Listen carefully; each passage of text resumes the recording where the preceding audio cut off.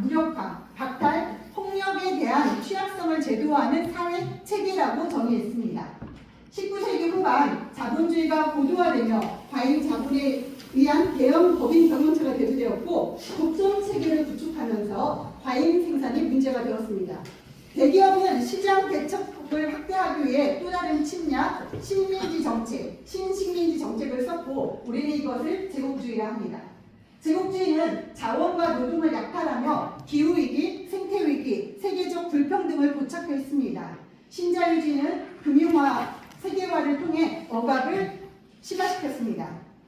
이 과정에서 인간과 비인간 부분은 모두 생명권을 박탈당했고 자본주의는 죽음의 외주화와 지역의 심리화라는 구조로 폭력이 유지되고 재생산됩니다. 죽음의 외주화로 자본주의 체제는 폭력적인 생산 과정 전반을 주변부로 밀어냅니다. 사육장과 도살장은 도시 외곽, 농촌으로 글로벌 남반구에 집중됩니다. 동물과 노동자의 고통은 은폐되고 고기로 깨끗이 포장되어 소비자의 밥상을 차지합니다. 지역의 식민지화는 제국주의 논리가 오늘날에도 지속되는 방식입니다. 지역에서 자원을 약탈하고 이유는 기업과 수도권이 가져갑니다. 현재 진행되고 있는 반도체 산단을 위한 송전탑 건설 사업, 설악산, 금강, 여러 신공항 추진 사업에 똑같이 드러나는 모습입니다.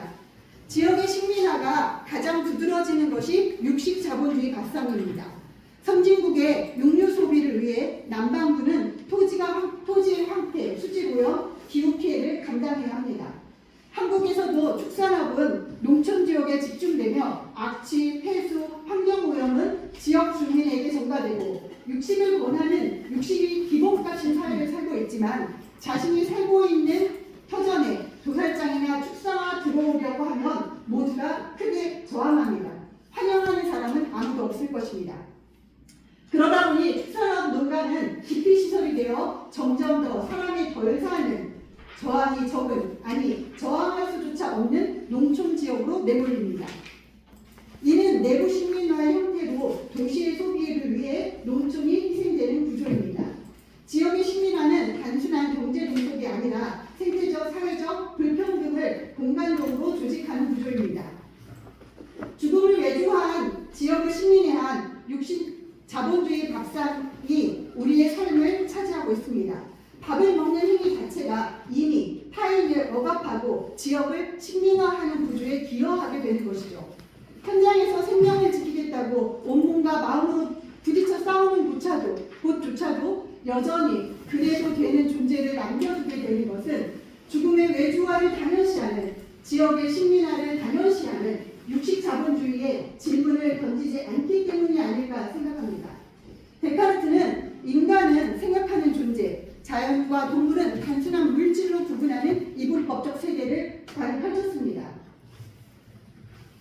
자본주의는 이 이분법적 세계관을 받아들여 경제 정치 구조화를 했고요. 데카르트의 이분법은 인간 중심주의를 강화했습니다. 인간 중심주의를 움켜쥔 자본주의는 무한 성장이라는 이름으로 거리낌 없이 지구의 깊은 생명들을 착취하고 수탈하고 우리는 기후 붕괴, 생물 다양성 향식, 생태계 파괴, 전쟁 위기, 그리고 인권을 비롯한 모든 생명권의 침해라는 거대한 위기를 맞고 있습니다. 인간 중심주의가 고착화된 자본주의 체제 밥상은 식품 산업을 통해서 고착화되는데요. 생명과 자연의 상품화를 통해 이윤을 극대화합니다. 이 과정에서 동물은 고기로 환원되고 노동자는 저임금 위험에 노출되며 지역 공동체는 토지와 종자를 빼앗깁니다. 캐럴 아담스는 육식주의는 단순한 식습관이 아니라 권력과 지배의 문화적 상징이라고 말합니다. 고기는 힘, 남성성, 지배 권력으로 표명되고 자본주의적 생산체계와 결합해 폭력의 구조를 강화합니다.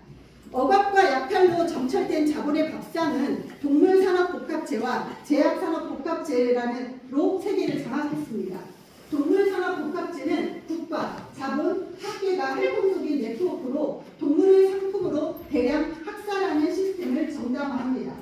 제약산업복합체는 의약품 개발, 생산, 유통을 중심으로 국가, 자본, 학계가 긴밀하게 서로 돕는 네트워크입니다. 동물산업복합체 군산산업복합체, 군산산업복합체는 자본주의 논리에서 상호 보완적인 관계로 존재합니다. 동물산업은 질병 위험을 키우는 구조를 만들고 제약산업은 그 질병을 치료하는 상품을 판매하면서 서로를 키웁니다. 이 과정에서 인권, 동물권 침해, 건강 왜곡, 사회적 불평등이 심화되고 지속 가능성의 위기를 초래합니다. 세계은행은 중남미 목장 개척, 인프라 건설을 투자하고 각국의 정부는 영양 가이드라인과 교육기관, 식습관 지도를 등을 통해 동물식품 섭취를 장려해 자본의 이익을 대변합니다. 과학계는 기업에게 자금을 받고 논문을 발표해 육식주의 논리를 이론화합니다. 이에 더해 동물권 이론과 동물해방 운동을 극단주의로 규정하고 에코테러리즘으로 몰아가고 있습니다. 일본 축산업보건연구에서 붉은 고기 섭취가 심혈관 질환과 무관하다는 논문이 발표되었지만 다수의 독립적 연구에서는 붉은 고기 과자 섭취가 심혈관 질환을 위험을 높이는 것으로 보고되었습니다. 광고와 학술 보고에서 고단백 식단이 필수적이라는 메시지를 강조하며 육류 소비를 촉진하고 있으나 실제로 곡물, 콩류 등 식물성 단백질도 충분히 영양을 섭취할 수 있다는 연구 결과가 나왔습니다. 우유 유제품의 필수성을 주장하며 낙농업 기업으로부터 연구비를 지원받은 연구에서 우유가 뼈 건강에 반드시 필요하다 발표했지만 독립적 연구에서는 칼슘 섭취는 다양한 식품으로 가능하며 우유 섭취가 골절 예방에 큰 효과가 없을 뿐만 아니라 반대로 골절이 더 심해진 사례들이 보고되었습니다. 이처럼 거짓 연구에 기반한 잘못된 영양 지침으로 비만, 당뇨, 심혈관 질환이 증가하고 있습니다. 산업의 하수인이 된 학술 연구가 정책 결정에 활용되어 육식산업 규제를 완화하는가 하면 고기, 우유는 필수라는 메시지로 소비자 인식을 조작하며 소비 패턴을 고착화시키고 있습니다. 고기라는 단어는 치약 사육동물에 대한 제도화된 억압과 폭력을 가리는 수단입니다. 죽임당한 소의 사체를 소고기, 죽임당한 돼지의 사체를 돼지고기라는 말로 대체합니다.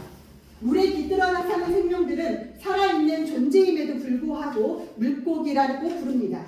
이런 문화에서 소와 돼지는 살아서 관계를 맺고 호흡하는 생명이 아니라 그저 깨끗이 절단되어 포장된 살점 하나가 됩니다. 살아있는 생명을 죽이고 절단하고 소비하는 과정을 통해 살아있는 동물이 흔적도 없이 지워지는 것입니다. 고기라는 단어는 동물의 죽음을 만들어내는 살해 노동자의 두려움이 지워집니다.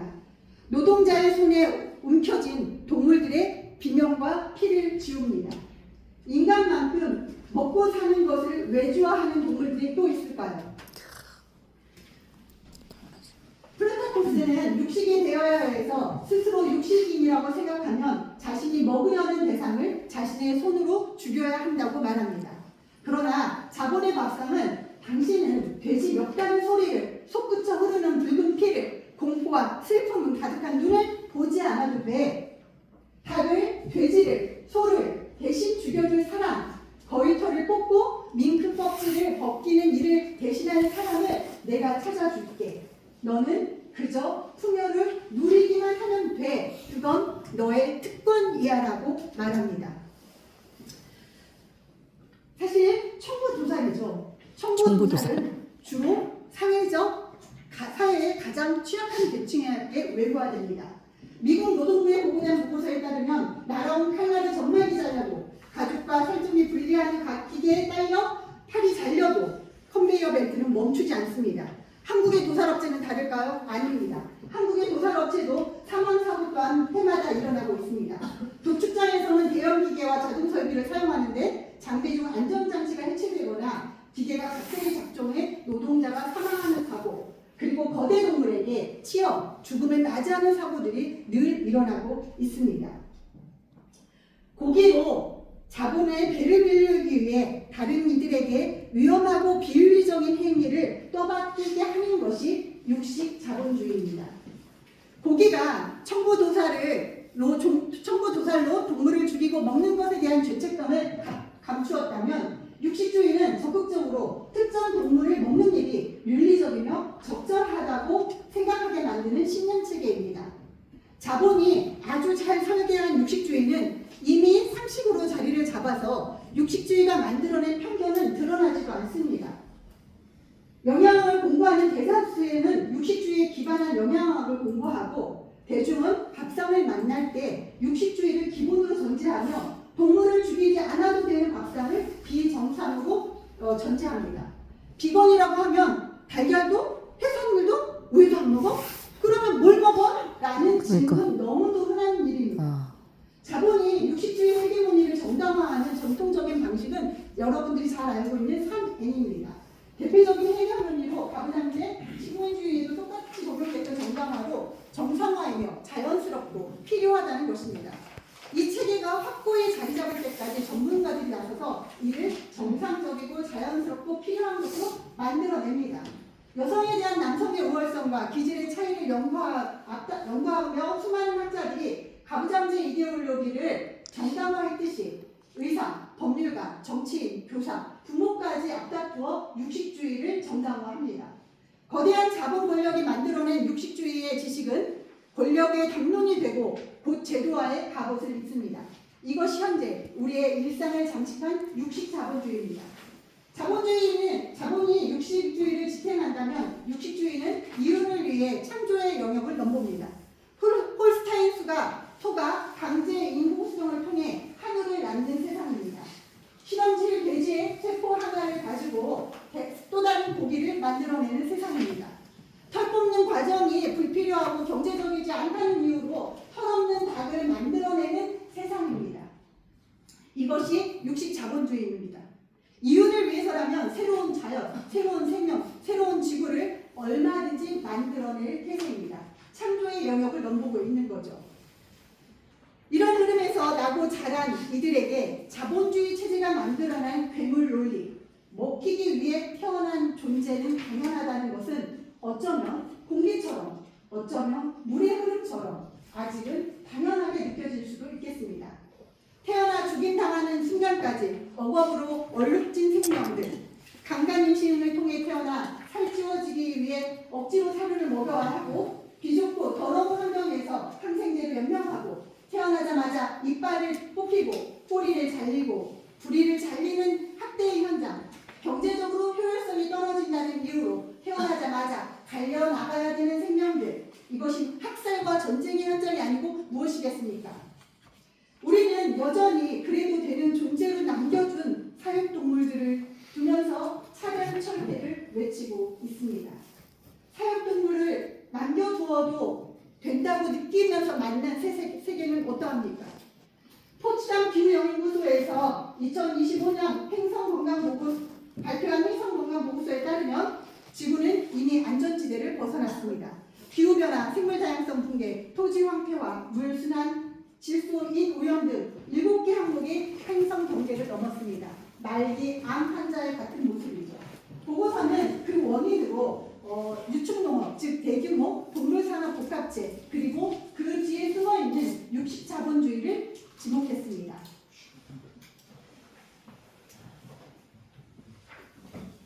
육식자본이 숲을 태우고 약탈하는 과정에서 메탄이 배출됩니다. 메탄은 이산화탄소보다 28배 강력한 온실가스입니다. 이 모든 것은 밥상에서 시작합니다. 육식자본주의는 정상이며 자연스럽고 필요하다는 구조화된 폭력을 합법화하며 여전히 지구 생태계를 파괴하고 있습니다.